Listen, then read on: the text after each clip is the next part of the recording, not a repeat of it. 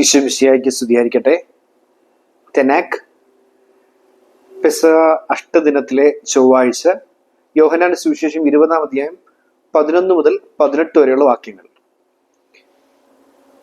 ഈ സുവിശേഷ ഭാഗങ്ങൾ വായിച്ചു വരുമ്പോൾ തീവ്ര സ്നേഹത്തിന്റെ ഏറ്റവും മനോഹരമായ സുവിശേഷ ഭാഗങ്ങളിൽ ഒന്നായിട്ട് വേണം നമ്മൾ ഈ ഭാഗത്തെ കാണാൻ. മറിയം മഗ്ദലനയും ഈശോയും തമ്മിലുള്ള സംഭാഷണം ഏറ്റവും സുന്ദരമായ സംഭവമാണിത്. പക്ഷേ ഡാമേജ് കൂടുതലുള്ള സംഭവങ്ങളിലൊക്കെ ഇതിനെ മിസ്ഇന്റർപ്രറ്റ് ചെയ്തുകൊണ്ട്, ദുർവ്യാഖ്യാനം ചെയ്തുകൊണ്ട് മോശമായ രീതിയിലൊക്കെ ചിത്രീകരിച്ചിട്ടുണ്ട്. പക്ഷേ ഒരു ഭക്തൻ അല്ലെങ്കിൽ ഒരു വിശ്വാസി ദൈവത്തോട് പുലർത്തേണ്ട അതിതീവ്രമായ, തീക്ഷ്ണമായ, വൈകാരികമായി തന്നെയുള്ള ഒരു സ്നേഹത്തെ നമുക്ക് വ്യക്തമായിട്ട് ഇവിടെ വായിച്ചെടുക്കാൻ സാധിക്കും. ഈ മഗ്ദലന മറിയത്തിന്റെ ഇടപെടലൊക്കെ എങ്ങനെയാണ്? ഇവരിങ്ങനെ അതിരാവിലെ എഴുന്നേറ്റ് കല്ലറയെങ്കിലേക്ക് പോവുകയാണ് ഈശോയെ തേടി. എന്നിട്ട് അവളുടെ ഒരു ആകുലതയൊക്കെ പറയുന്നുണ്ട്, ആര് നമുക്ക് വേണ്ടിയ കല്ലുരുട്ടി മാറ്റും? അവിടെ ചെന്ന് നോക്കുമ്പോഴത്തേക്ക് ഈശോയെ കാണുന്നില്ല, ആകെ വിഷമമാകുന്നു. അവന്റെ ശരീരം ഇങ്ങനെ പുറത്തേക്ക് മുമ്പ് രണ്ടുപേരെ ഇരിപ്പുണ്ട്, ദൈവദൂതന്മാരാണ്. അവരോട് ചോദിക്കുന്നുണ്ട്, നിങ്ങളാണോ അവനെ എടുത്തോണ്ട് പോയത്? അങ്ങനെയെങ്കിൽ എവിടെ വെച്ചേക്കുന്നതെന്ന് പറഞ്ഞാൽ മതി, ഞാൻ വന്ന് അവനെ എടുത്തോണ്ട് പോയിക്കൊള്ളാം.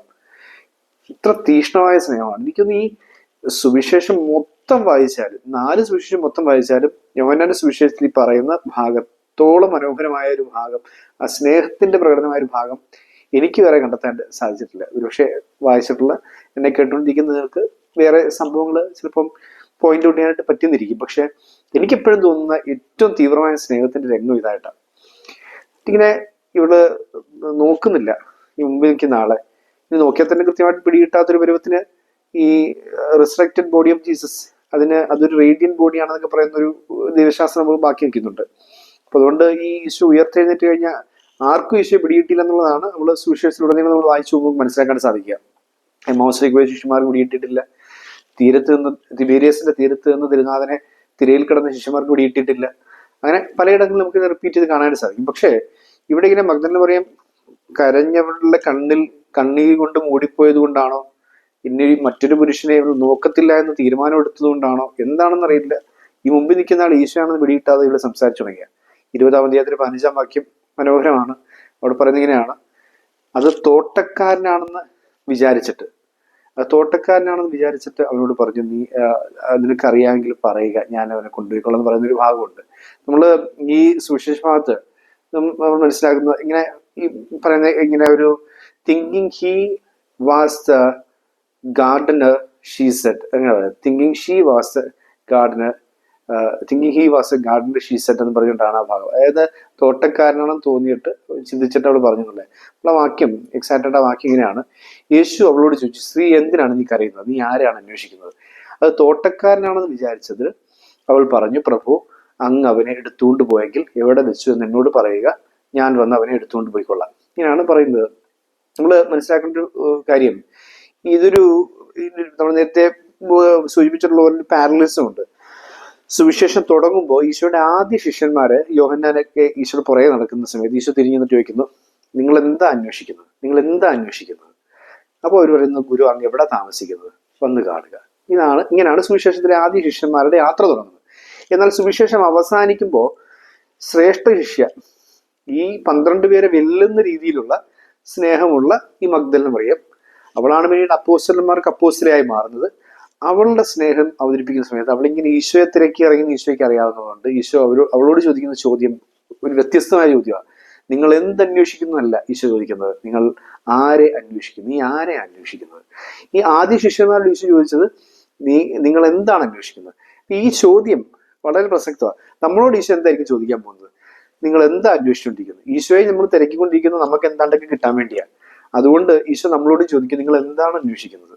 പക്ഷെ ഈശോയുടെ സ്നേഹം കിട്ടണം എന്ന ഒറ്റ ആഗ്രഹത്തോടു കൂടി ഈശോയുടെ പുറകെ അലയുന്നവരായി നമ്മൾ മാറുന്നുണ്ടെങ്കിൽ, ഈ മഗ്ദലന മറിയത്തെ പോലെ ഈശോയുള്ള സ്നേഹത്തെ പ്രതി നമ്മൾ ഈശോയെ തിരക്കി ഇറങ്ങുന്ന ഒരാളാണെങ്കിൽ ഈശോ നമ്മളോട് ചോദിക്കും, നീ ആരെയാണ് അന്വേഷിക്കുന്നത്?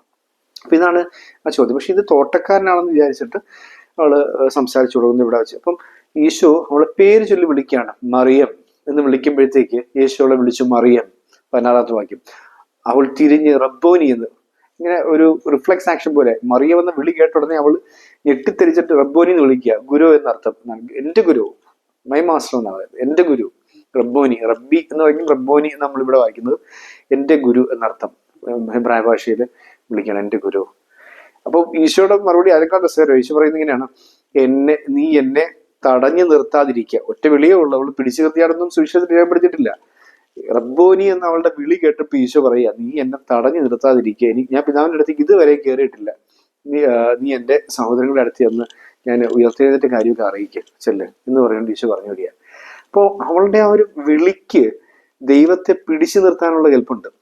പഴയ നിയമത്തിലെ യാക്കോബ് ദൈവത്തെ പിടിച്ചു നിർത്തിയിട്ട് എന്നെ അനുഗ്രഹിച്ചിട്ടില്ല, എന്നെ വിടത്തില്ല എന്ന് പറഞ്ഞ് യാക്കോബ് ഇസ്രായേലായി മാറുന്ന പോലെ ഒരു സംഭവം നമുക്കിവിടെ കാണാൻ സാധിക്കും. റബ്ബോനി എന്നൊരൊറ്റ വിളിച്ച് കഴിയുമ്പോഴത്തേക്ക് ഈശോ പറയുക, നീ എന്നെ തടഞ്ഞു നിർത്തല്ലേ, ഞാൻ പോട്ടെ എന്ന് ഈശോ പറയുക. ഇത്ര മനോഹരമായ സംഭവമാണിത്. നമ്മളുടെ ആ സ്നേഹം, തീവ്രമായ സ്നേഹം. നമ്മൾ ഈ തിരിച്ച് നിങ്ങൾ എവിടെ വെച്ചേക്കെന്ന് പറഞ്ഞാൽ ഞാൻ എടുത്തോണ്ട് പോയിക്കൊള്ളാം എന്നൊക്കെ പറയുന്നത് പോലും അത്രയും തീവ്രമായ സ്നേഹമാണ്.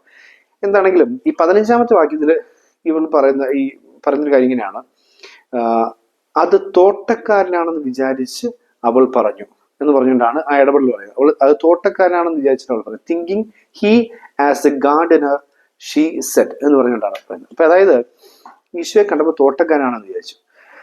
ഈ ഒരു ഭാഗം ഒന്ന് ശ്രദ്ധിക്കുക. ഈശോ ഒരുപക്ഷെ ആ തോട്ടത്തിലെ പൂക്കളുടെ ഇടയിൽ, ആ ചെടികളുടെ ഇടയിലൂടെ കയറി നടന്നു വരികയായിരിക്കും. ഇത് ചോദിച്ചത് കയറി വരിക, സ്ത്രീ നീ എന്തിനായി കരയുന്നത്, നീ ആരെ അന്വേഷിക്കുന്നത് ചോദിച്ചിട്ട് ഈശോ ആ തോട്ടത്തിന്റെ ഇടയിലൂടെ കയറി വരിക. അപ്പൊ സ്വാഭാവികമായിട്ട് വിളി നോക്കുമ്പോൾ ഈ ചെടികൾക്കിടയിലൂടെ കയറി വരുന്ന മനുഷ്യനെ കണ്ടിട്ട് തോട്ടക്കാരനാണെന്ന് നമ്മൾ വിചാരിച്ചു. തോട്ടക്കാരനെ കാവൽ നിൽക്കുകയാണ് എന്ന രീതിയിൽ ചിന്തിക്കുക. പക്ഷേ ഇതിനൊരു വളരെ മനോഹരമായ ദൈവശാസ്ത്ര വശമുണ്ട്. അതായത് നമ്മൾ ഓർക്കണം, ഒരു തോട്ടത്തിൽ നിന്നുമാണ് ആദവും ഹവ്വായും ആദ്യം പുറത്താക്കപ്പെട്ടത്, ഏദൻ തോട്ടത്തിൽ നിന്നും. ആ തോട്ടത്തിൽ നീ എന്തന്വേഷിക്കുന്നു, അല്ലെങ്കിൽ നീ ആരെ അന്വേഷിക്കുന്നു എന്ന് ചോദിക്കുന്ന, പേര് വിളിക്കാൻ പരുവത്തിന് ആദം എന്ന് വിളിച്ചിട്ട് ആദം നീ എവിടെയാണ് എന്ന് ചോദിക്കുന്ന ഒരു തോട്ടക്കാരനെ നമ്മൾ കാണുന്നുണ്ട്. പർദീസായിലെ തോട്ടക്കാരനായ സ്വർഗസ്വനായ പിതാവിനെ. അതിൻ്റെ ഒരു റീക്രിയേഷൻ എന്ന രീതിയിൽ, അതിൻ്റെ ഒരു പുനരവതരണം എന്ന രീതിയിൽ നമുക്ക് ഇതൊക്കെ വായിച്ചെടുക്കാൻ സാധിക്കും. ഇവിടെ ഈ ഒരു ഈശോയുടെ കല്ലറ നിൽക്കുന്ന തോട്ടത്തിനകത്ത്, അരിമത്ഥ്യക്കാരൻ ജോസഫിന്റെ ഈ തോട്ടവും തോട്ടത്തിൽ ഉണ്ടായിരുന്ന കല്ലറയും എന്ന് പറഞ്ഞിട്ട് നമ്മൾ നേരത്തെ വായിച്ചിട്ടുണ്ട്. ആ ഒരു തോട്ടമാണ് യഥാർത്ഥത്തിൽ. അവിടെ നിൽക്കുന്ന ഈശോ യഥാർത്ഥത്തിൽ ഇതിനെ റീക്രിയേറ്റ് ചെയ്യുക. ആദം നീ എവിടെയാണ് എന്ന് ചോദിച്ച ആ ചോദ്യത്തിന് വരെ മറിയം എന്നൊരൊറ്റ വിളിക്കുമ്പോൾ റബ്ബോനി, ഞാനിവിടെ ഉണ്ട്, ഞാൻ നിന്റെ അല്ലേ എന്ന രീതിയിൽ മറിയ സംസാരിക്കുന്നു. അപ്പോൾ ഓടി ഒളിക്കുന്ന ആദത്തിന് പകരം കയറി നിന്ന് ഏറ്റുപറയുന്ന മറിയത്തെ നമുക്കിവിടെ കാണാൻ സാധിക്കുന്നുണ്ട് ഈ തോട്ടക്കാരന്റെ മുമ്പിൽ. ഇപ്പം സ്വർഗസ്നായ പിതാവായ തോട്ടക്കാരനെ നമ്മൾ ഉൽപ്പത്തി കാണുമ്പോൾ യോഹന്നാന്റെ സുവിശേഷത്തിലേക്ക് എത്തുന്നത് നമുക്കറിയാം. യോഹന്നാന്റെ സുവിശേഷം എന്ന് പറയുന്ന ഒരു ഉൽപ്പത്തിയുടെ റീപ്ലേസ്മെന്റ് ആണ്. ബെറൈഷിത്ത്, ആദിയിൽ എന്ന് പറഞ്ഞുകൊണ്ടാണ് ഉൽപ്പത്തി തുടങ്ങുന്ന അതേ പരുവത്തിന് യോഹന്നാൻ സുവിശേഷം എഴുതി തുടങ്ങുന്നത്. അതിനകത്ത് ഇങ്ങനെ ഒരു ഉൽപ്പത്തിയായിട്ടൊരു ഭയങ്കര ഒരു റീഅറേഞ്ച്മെന്റ് നമുക്ക് സുവിശേഷം വായിക്കാൻ സാധിക്കുന്നുണ്ട്. അപ്പൊ അതിലൊന്നായിട്ട് നമുക്ക് ഇതിനെ കാണാം. ഇങ്ങനെ പറയാം ഈ തോട്ടക്കാരന്. ഇനി നമുക്ക് ഈശോ പറഞ്ഞ കഥകളിലേക്ക് വരാം. ഈശോ ഇങ്ങനെ കടൽ തീരത്തിരുന്ന് മുക്കുവരോട് സംസാരിച്ചു. മരപ്പണിക്കാരനായ ആൾ കടൽ തീരത്തിരുന്ന് മുക്കുവരോട് പറഞ്ഞ കഥ ഏതാണെന്ന് നോക്കുമ്പോൾ ആ കഥ ഇതാണ്: വിതക്കാരൻ വിതയ്ക്കാൻ പോയി. കഥ കൃഷിയെക്കുറിച്ചുള്ളതാണ്. വിതക്കാരൻ വിതയ്ക്കാൻ പോയി. കൃത്യമായും ഈ വചനവിത്ത് വിതച്ചു കഴിയുമ്പോൾ കൊയ്തെടുക്കാൻ പോകുന്ന ശ്രേഷ്ഠമായ 100 മേനിയെ കുറിച്ചും 60 മേനി 30 മേനിയെ കുറിച്ചും ഈശോ പറയുക. മറ്റൊരിടത്ത് യോഹന്നാന്റെ സുവിശേഷത്തിൽ 15-ാം അധ്യായത്തിൽ ഞാൻ സാക്ഷാൽ മുന്തിരിച്ചെടിയും നിങ്ങളെന്റെ ശാഖകളുമാണ്, എൻ്റെ പിതാവ് കൃഷിക്കാരനാണ്, അവൻ ഇതെല്ലാം വെട്ടിയൊരുക്കും എന്ന് പറഞ്ഞുകൊണ്ട് ഒരു മുന്തിരിത്തോട്ടത്തിന്റെ കൃഷിയുടെ ഒരു കഥ ഈശോ പറയുന്നു. അവിടെ തോട്ടം വരുന്നുണ്ട്, കൃഷിക്കാരൻ അവിടെ പറയുന്നുണ്ട്, എൻ്റെ പിതാവ് സാക്ഷാൽ കൃഷിക്കാരനാണ്, ഞാനാണ് മുന്തിരിച്ചെടി, എന്നോട് ചേർന്ന് നിൽക്കുന്ന ശാഖകളാണ് നിങ്ങളല്ല എന്ന് പറഞ്ഞിട്ട് അത് അവിടെ ഈ കൃഷിയെക്കുറിച്ച് പറയുകയാണ്. അപ്പൊ ഇവിടെ നമ്മൾ മനസ്സിലാക്കേണ്ടത് ഒരു പുതിയ ജെറുസലേം, ഒരു പുതിയ ഏദൻ തോട്ടം, ഒരു പുതിയ പർദീസ ഈശോ തൻ്റെ മരണം കൊണ്ട് മെനഞ്ഞുണ്ടാക്കി, അല്ലെങ്കിൽ പുതുക്കിയെടുത്തു. ഈ എടുത്ത പർദീസയിലേക്ക് മനുഷ്യരെ കൂട്ടിക്കൊണ്ടുപോകാനായിട്ടാണ് ഈശോ ഉയർത്തെഴുന്നേറ്റ് തിരിച്ചു വന്നിരിക്കുന്നത്. അപ്പൊ താനൊരുക്കിയ പർദീസയിലേക്ക്, താനൊരുക്കിയ പുതിയ തോട്ടത്തിലേക്ക് തന്നെ സ്നേഹിക്കുന്നവരെ കൂട്ടിക്കൊണ്ടുപോകാൻ വേണ്ടി ഈശോ വീണ്ടും വന്നു നിൽക്കുന്ന ഒരു രംഗമായിട്ട് വേണം നമ്മൾ ഈ യോഹന്നാന്റെ സുവിശേഷം 20-ാം അധ്യായം 15-ാം വാക്യം വായിക്കാൻ. അപ്പം മറിയം എന്ന ആദ്യ അപ്പോസ്തലന്മാർക്ക് ഈശോ ഉയർത്തെഴുന്നേറ്റ് വന്ന സദ്വാർത്ത അറിയിച്ച അപ്പോസ്തല. അതുകൊണ്ടാണ് ഫ്രാൻസിസ് പാപ്പ അപ്പോസ്തലന്മാരുടെ അപ്പോസ്തല എന്ന് മഗ്ദല മറിയത്തെ വിളിച്ചത്. നമ്മള് അങ്ങനെ ഈ മഗ്ദലന മറിയം പറയാണ് ഈ ഒരു തോട്ടത്തിലേക്ക് ഈ തോട്ടത്തിന്റെ തോട്ടക്കാരൻ ഈശോ എന്ന് തിരിച്ചറിയുക ആണ് നമ്മൾ മനസ്സിലാക്കേണ്ടത്. നമുക്ക് ഇപ്രകാരം ചിന്തിക്കാം. മരണം കൊണ്ട് വീണ്ടെടുത്തൊരു തോട്ടമൊരുക്കി ആ സാക്ഷാൽ കൃഷിക്കാരന്റെ മകനായ തോട്ടക്കാരൻ നമുക്ക് വേണ്ടി കാത്തു നിൽക്കുന്നുണ്ട്. ഒരിക്കൽ ആ തോട്ടത്തിൽ നിന്ന് മനസ്സിലാക്കിയത് മൂലം പടിയിറങ്ങിപ്പോയ മനുഷ്യനെ തിരികെ ഈ തോട്ടത്തിലേക്ക് വിളിക്കാനായിട്ട് നിൽക്കുന്ന തോട്ടക്കാരനാണ് ഈശോ. ആ ഈശോയുടെ ആ തോട്ടത്തിനകത്ത് കൃപയുടെ നിറവിൽ പുണ്യങ്ങളുടെ ഫലം വിളയുന്നുണ്ട്, നീതിയുടെ നിറവിൽ കരുണയുടെ ഫലം വിളയുന്നുണ്ട്, ഭക്തിയുടെ നിറവിൽ വിശ്വസ്തയുടെ ഫലം വിളയുന്നുണ്ട്. ഈ വിളവൊക്കെ നമ്മളിൽ നിന്നും ഉണ്ടാവാനായിട്ട് ഈശോ ആഗ്രഹിക്കുകയാണ്. നമുക്ക് അവൻ്റെ മുന്തിരിച്ചെടിയായ അവൻ്റെ, തോട്ടക്കാരനായ അവൻ്റെ ശാഖകളായി മാറാം.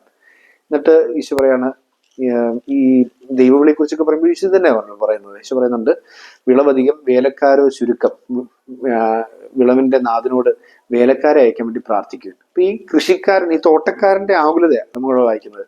പിന്നെ നമ്മൾ ഈ സുവിശേഷത്തിലുടനീളം ഈശോ പറഞ്ഞിട്ടുള്ള കുറെ കാര്യങ്ങളിൽ ഈ ഈശോ ഒരു കൃഷിക്കാരനാണെന്നുള്ള ഒരു അർത്ഥം വരുന്ന സംഭവം കാണുന്നുണ്ട്. അതിനർത്ഥം ഒരു സോഷ്യലി ഈശോയ്ക്ക് അല്ലെങ്കിൽ ആ ഒരു പശ്ചാത്തലത്തിൽ ഈശോയ്ക്ക് കൃഷി ഇഷ്ടമായിരുന്നുണ്ടെന്നുള്ളതല്ല. അതിനേക്കാൾ ഉപരി ഈ പറഞ്ഞ ഉൽപ്പത്തിയിലെ തോട്ടത്തിലേക്ക് തിരികെ വിളിക്കാനായിട്ട് വന്നിരിക്കുന്ന തോട്ടക്കാരനാണ് ഞാനെന്ന് ഈശോ സൂചിപ്പിക്കുക. അതാണ് നമുക്ക് ഇവിടെ മനസ്സിലാക്കാൻ സാധിക്കുന്നത്. ഇപ്പം ഈശോ എന്ന തോട്ടക്കാരൻ്റെ ആ പുതിയ തോട്ടത്തിലെ മക്കളായി മാറാനായിട്ട് നമുക്ക് ശ്രമിക്കാം. അതിൻ്റെ ഒരു തുടക്കക്കാരിയായിട്ടാണ് തീവ്ര സ്നേഹത്തോടു കൂടി നിൽക്കുന്ന മഗ്ദലന മറിയത്തെ നമുക്ക് കാണാനായിട്ട് സാധിക്കുക. തീവ്രമായി സ്നേഹിക്കുന്ന ഒരു വ്യക്തി. നമ്മൾ ഫ്രാൻസിസ് പാപ്പയെ കുറിച്ച് ഓർക്കുകയാണ്. അദ്ദേഹത്തിൻ്റെ വിയോഗം. ഇനി എനിക്കിങ്ങനൊരു സംഭവം ഒറ്റ വരിയാണ് ഇത്. മരിച്ചു എന്ന് അറിഞ്ഞപ്പോഴത്തേക്ക് കുറിച്ച് ഒറ്റ വരി: ആ സ്നേഹത്തിന്റെ ദൂതൻ തിരികെ സ്വർഗത്തിലേക്ക് പോയി. സ്വർഗത്തിൽ നിന്ന് വന്ന ആളാ, സ്വർഗത്തിൽ പോയെന്ന് നമ്മൾക്ക് അതിനേക്കാൾ ഉറപ്പാ. അയാൾ സ്നേഹത്തിന്റെ ദൂതനായിരുന്നു, മതത്തിന് അതീതനായ ഒരു വ്യക്തി. അതാണ് ഫ്രാൻസിസ് പാപ്പയെ കുറിച്ച് ചിന്തിക്കാൻ സാധിക്കുക. ഫ്രാൻസിസ് പാപ്പ ഒരു ഡിസൈപ്പിൾ ഓഫ് ക്രൈസ്റ്റ് എന്നാണ് വിളിക്കുന്നത്. ഒരു ക്രിസ്ത്യൻ എന്ന് വിളിക്കുന്നതിനേക്കാൾ, ക്രിസ്ത്യാനി എന്ന് പറയുന്നതിനേക്കാൾ ഒരു ക്രിസ്തു ശിഷ്യനായി ജീവിച്ച് മതത്തിനതീതനായ, മതത്തിനപ്പുറം നിൽക്കുന്ന ഒരു ക്രിസ്തുവിനെ മനസ്സിലാക്കിയിട്ട് ആ ചൈതന്യത്തോടു കൂടി ഇടപെടാൻ സാധിച്ച, അതുകൊണ്ടാണ് അദ്ദേഹം എഴുതിയ പുസ്തകത്തിന് the name of God is Mercy എന്നുള്ള പേരൊക്കെ വരുന്നത്. ദൈവത്തെ കരുണയെ തന്നെ കാണാനായിട്ടും കരുണ കാണിക്കാനായിട്ടും ആഹ്വാനം ചെയ്ത ഒരു പാപ്പ. നമുക്ക് ദൈവസന്നിധിയിൽ നന്ദി അർപ്പിക്കുക. കർത്താവേ, ഇങ്ങനൊരു വിശുദ്ധനായ പാപ്പയുടെ കാലഘട്ടത്തിൽ നമുക്ക് ജീവിക്കാൻ പറ്റിയെന്നുള്ളതിന് നമുക്ക് ദൈവത്തിന് നന്ദി അർപ്പിക്കാം. അദ്ദേഹം നമുക്ക് വേണ്ടി സ്വർഗത്തിൽ മാധ്യസ്ഥം വഹിക്കും. അദ്ദേഹത്തിന് വേണ്ടി നമുക്ക് പ്രാർത്ഥിക്കാം. അതുപോലെ തന്നെ ഒരു സ്നേഹത്തിലും നീതിയിലും കരുണയിലും ഒക്കെ തീഷ്ണവതിയായ ഒരു പാപ്പായെ വീണ്ടും ദൈവം നമുക്ക് തരണമേ നമുക്ക് പ്രാർത്ഥിക്കുകയും ചെയ്യാം. ഈ ദിവസങ്ങളിൽ ദൈവം നമ്മെ അനുഗ്രഹിക്കട്ടെ.